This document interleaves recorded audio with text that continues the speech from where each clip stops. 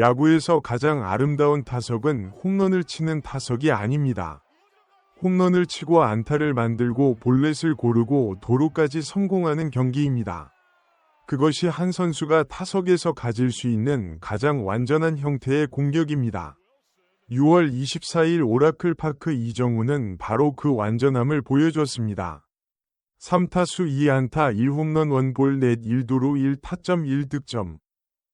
공식 기록이 이 선수의 하루를 충분히 설명하지 못한다는 것이 야구 저널리스트로서 가장 어려운 순간입니다. 숫자가 있어도 그 숫자 안에 담기지 않는 것들이 있기 때문입니다. 2회 말 1사주자 없는 상황. 애슬레틱스 선발 에런 10회 1의 초구를 골라낸 뒤 2구째를 기다렸습니다. 한가운데 시속 88.3마일 커터. 이정우의 배트가 돌았습니다. 타구는 오라클 파크에서 가장 깊은 우중간 담장을 향해 날아갔습니다. 비거리 414피트. 솔로 홈런. 시즌 5호. 나는 이 홈런의 세부 데이터를 주목합니다. 88.3마일 커터. 약 시속 142km 위 구속입니다. 이것은 메이저리그 기준으로 느린 공이 아닙니다. 커터 특유의 후반 움직임이 결합되면 타자의 타이밍을 빼앗기 충분한 구종입니다. 그 공을 오라클 파크 우중간 담장 너머로 보냈다는 것은 이정우의 배트 스피드와 컨택 포인트가 지금 얼마나 정확한 상태인지를 보여줍니다. 커터를 홈런으로 만들려면 배트가 공의 중심보다 약간 위를 통과하면서 강하게 누르는 타격이 필요합니다. 어중간하게 맞으면 땅볼이 됩니다. 414피트짜리 홈런은 그 타이밍이 완벽했다는 뜻입니다. 4회 두 번째 타석. 10회 1과 6구 승부 끝에 75.9마일 커브를 받아쳐 유격수 내야 안타. 전력 질주로 1루 세이프. 88마일 커터 홈런을 치고 난 뒤 76마일 커브를 내야 안타로 만듭니다. 12마일 차이의 두 공을 같은 날 같은 선수가 모두 공략했습니다. 빠른 공과 느린 공 직선으로 오는 공과 꺾이는 공. 둘 다 통한다는 것이 지금 이정우의 타격 상태를 가장 직관적으로 보여줍니다. 6회 세 번째 타석. 맷 크록을 상대로 6구 만에 볼넷. 그리고 2루 도루. 볼넷 이후 즉각 도루를 시도해 성공한 것은 우연이 아닙니다. 볼넷을 고른다는 것은 그 타석에서 이미 투수를 이긴 것입니다. 거기서 한 발 더 나아가 도루까지 성공한다는 것은 공격의 주도권을 완전히 가져갔다는 뜻입니다. 무사 2루. 이정우 혼자서 타석 없이 득점권을 만들어냈습니다. 후속타가 연결되지 않아 득점으로 이어지지 않은 것이 아쉽지만 이 과정 자체가 리드오프 타자의 이상적인 역할입니다. 타율이 0.331로 올라섰습니다. 내셔널리그 타격 1위 오토 로페즈는 같은 날 5타수 2안타로 0.337. 두 선수의 격차가 6위로 좁혀졌습니다. 나는 이 6위라는 숫자를 구체적으로 환산하고 싶습니다. 이정우가 현재 시즌 70경기를 소화하며 259타수 86안타를 기록하고 있다고 가정하자. 6위는 0.006입니다. 지금 이 차이가 뒤집히려면 이정우가 로페즈보다 더 높은 비율로 안타를 쳐야 합니다. 타석수가 많을수록 한 경기의 영향이 줄어듭니다. 그러나 아직 타석수가 충분히 쌓이지 않은 시점에서 한 경기 멀티히트는 격차를 단숨에 바꿀 수 있습니다. 이날이 바로 그 증거입니다. 전날 4타수 무안타로 로페즈에게 뒤처졌던 격차가 하루 만에 6위로 좁혀졌습니다. 이 6위가 말해주는 것이 있습니다. 타격왕 경쟁은 아직 끝나지 않았다는 것. 그리고 이정우에게 충분한 가능성이 있다는 것. 시즌이 4개월 가까이 남아 있습니다.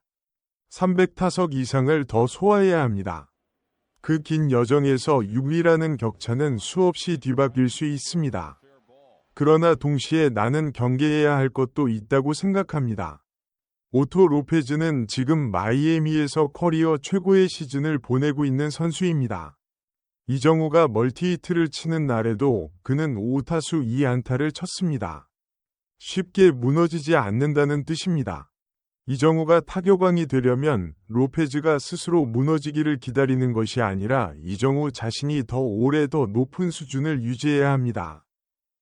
이날 경기가 갖는 또 다른 의미는 팀 승리와의 연결입니다.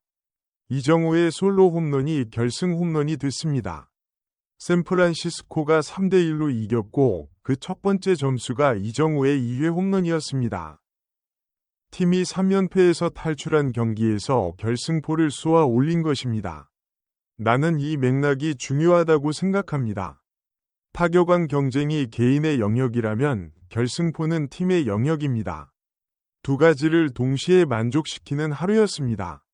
이정우가 샌프란시스코에서 가지는 위치가 단순히 타율 높은 타자가 아니라는 것을 이날 경기가 다시 확인시켜줍니다.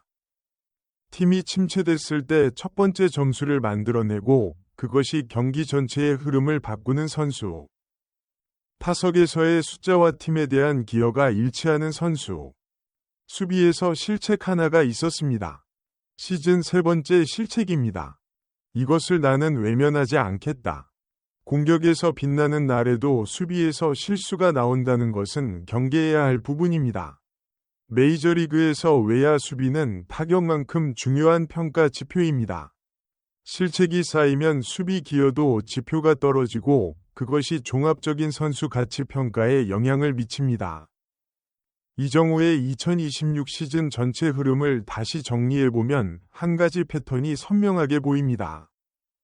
시즌 초반 부진, 중반 폭발, 그리고 최근의 안정. 이것이 이 선수의 시즌 구조입니다. 시즌 초반 14경기 타율 0.174의 침묵이 있었습니다. 그 침묵이 무색할 만큼 이후의 폭발이 격렬했습니다. 18경기 연속 안타라는 한국인 역대 최다 기록. 그리고 그 폭발 이후 다시 5경기 무안타의 소침묵이 있었다가 오늘 다시 멀티히트로 돌아왔습니다.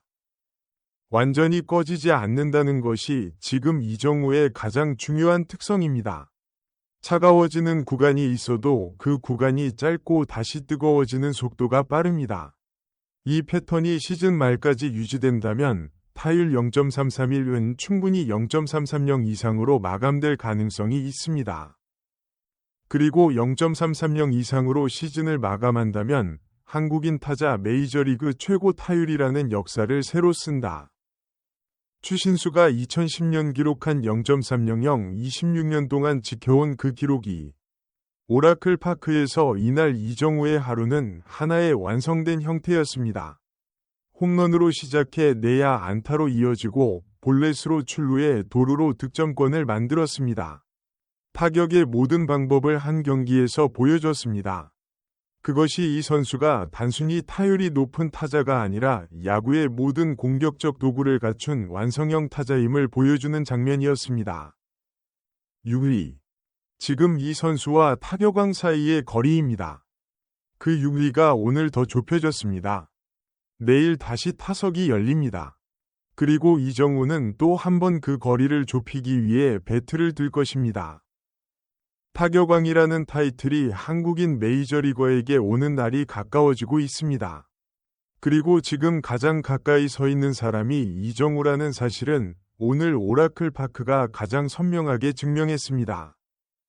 오라클 파크의 가장 깊은 우중간 담장을 훌쩍 넘기는 414피트짜리 대형 결승포부터 기습적인 내야 안타, 예리한 볼넷과 상대 배터리의 혼을 쏙 빼놓는 2루 도루까지 이정우 선수가 보여준 공격의 완벽한 오중주 서사는 메이저리그 팬들의 감탄을 자아내기에 충분한 최고의 하루였습니다. 비록 실책 하나가 5개 티로 남았지만 팀의 3연패 사슬을 직접 끊어내는 영웅적인 활약과 함께 선두 오토 로페즈를 단 6위 차이 턱밑까지 맹렬하게 추격하며 한국인 야구 역사상 최초의 타격왕 신화가 결코 허황된 꿈이 아님을 오라클 파크 마운드 위에서 온몸으로 증명해냈습니다. MLB 아시아 와치와 함께 아시아 선수들의 메이저리그 여정을 끝까지 지켜봐 주세요. 구독과 알림 설정하시면 매일 가장 빠른 소식을 놓치지 않고 만나실 수 있습니다.